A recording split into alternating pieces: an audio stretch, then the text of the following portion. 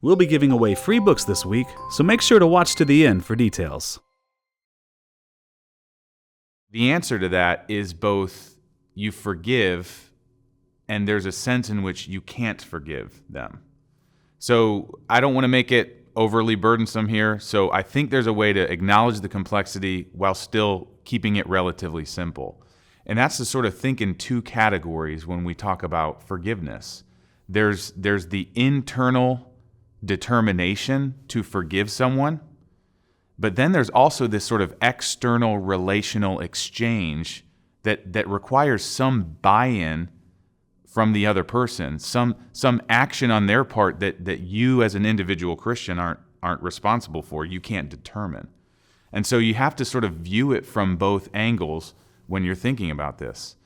I think of Mark chapter 11, verse 25, where Jesus says, when you're standing there praying and you remember that you have something against someone, forgive them so that your Father who's also in heaven can forgive you your trespasses. What's interesting about the way Jesus is describing that is you have someone who's gone to worship and they're trying to interact with God. They're trying to have an exchange with Him that's pure. And they remember, I'm not being forgiving against someone. I am, in other words, holding what they did to me against them in a way that rejects or condemns them. To do that shows a heart that doesn't really understand the equation of just how much I'm indebted, just how much I have sinned against God. And so that corrupts the exchange between God and man at that point. But Jesus' remedy is forgive him, right there, forgive him. And so there's a sense in which we have to acknowledge that there's an internal requirement that I am willing, I determine to not hold that person's sin against them in a way that delights in their condemnation. But then there's this external sort of relational exchange aspect of forgiveness that requires someone to acknowledge that they need forgiveness. So think of forgiveness as a gift that you want to give to someone, and you want to hand it over to them in exchange, but they have to value it as a gift in order to receive it.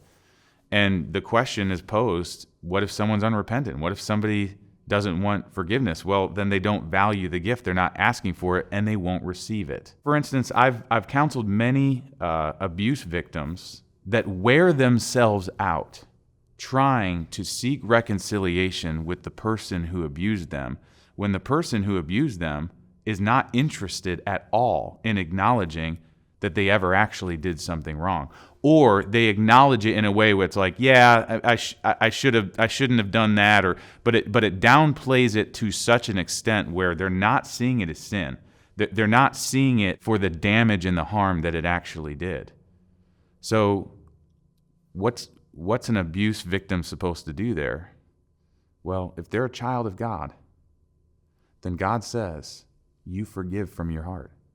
And what that means is, in terms of the internal determination, it takes a miracle of grace for them to be able to extend forgiveness to someone who's harmed them like that. But if the person isn't interested in receiving the forgiveness, the abuser, then I don't think the Christian in that situation needs to wear himself out or herself out trying to work reconciliation to force the exchange of, no, I'm granting you forgiveness. I'm trying to give it to you.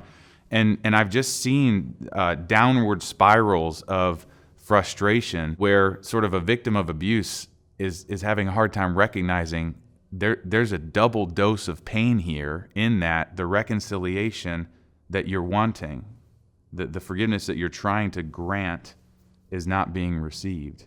So what effect then does it have on the person wanting to be forgiving but yet not having that forgiveness received?